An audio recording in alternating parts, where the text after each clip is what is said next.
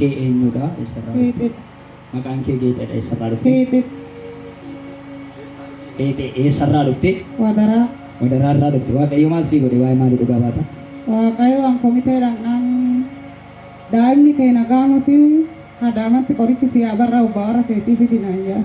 Mana qorichaa komiteedhatti ennaan daa'imni kee nagaamiti siin jedhanii? Abbaa warra keetii fidi jedhanii abbaa warra kootii finna farrame guyyaa 23tti xiqimti qabdee deemtanii akkan oolle guyyaa san jedhanii. Inni immoo birrii qopheessee beenyannaan abdiin koo waaqayyoodhaan deemu jeetan didee ani immoo sagantaa aduu tisaasii aduu guyyaa 30 san dhufe abdii kutadhate bichaan daa'imti kee nagaadhaan nama 8 yoo bitta 8ffaa kanarratti an qoricha abdii kutee deemee fudhadha jeenan didee ani waaqayyo na gargaaree tisaasii aduu guyyaa 30 asitti raajichi naa kadhatee homaan taatu jeena kaasee naa kadhatee ani aduu guyyaa tokkoo nan da'e jechuudha. Galata guddaa iyya fooricha dabalaa Yesuusiidhaaf jechuudha.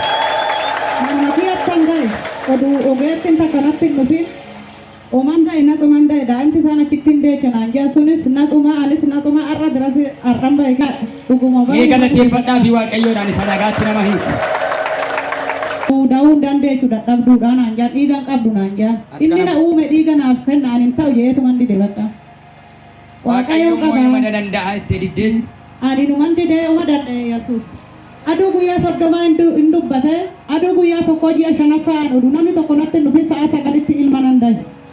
Mee galateeffadhaa fi waaqayyoodhaan dhugaatiin kee kan bara baraa siif haa ta'u nagaadhaan dhaqee taa'ii.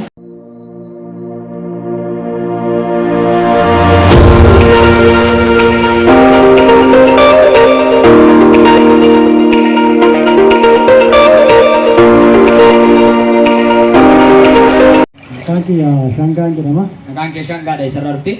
Duuchii Dakkooti. Duuchii Dakkooti dhufte. Waaqayyo maal sii godhe? Waa'ee maalii dhugaa baata? Waaqayyo wanni naa godhe gaafa bultii 29 gaafa bultii 29 gaafa bultii 29 qidaamee maraadhee tan baduudha ta'e. Eshi maraattee mana kee gadhiistee baduuf turte.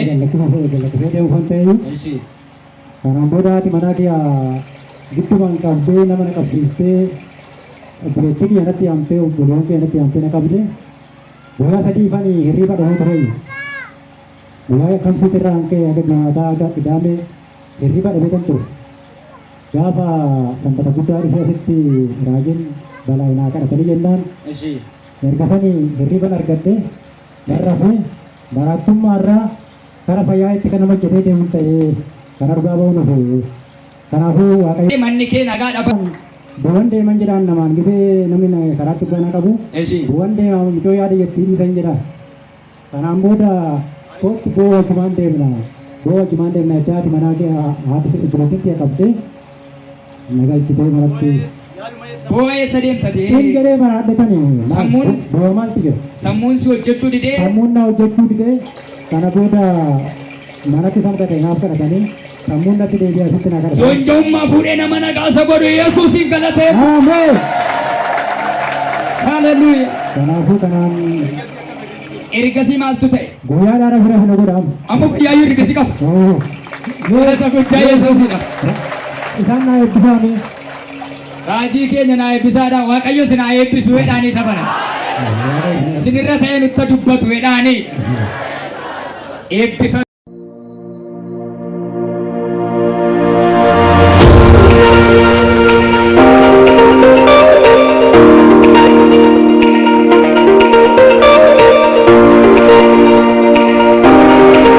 Eessarraa dhufte? Duwwaa lama keessaa dhufte. Waaqayyo maal godhe? Waa'ee maalii dhugaa ba'uu barbaadda? Waaqayyo daa'imti kan koo naala abadee hangafni. Eshi daa'ima kan keetu si jalaa badee? Bayeetuma naala abadee nadhabee.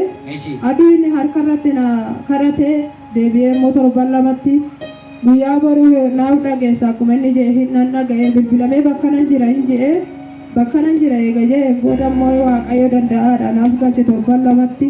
Eessatti sii kadhatame? Asumatti naaf kadhate raajiin. Maal jedhe Waaqayyo?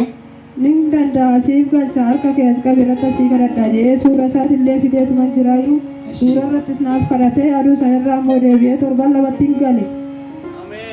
Manni kee gadda miti gammachuu ta'eera. Gammachuu ta'e. Idillee fooriceen tu qaba Yesuusiidhaaf.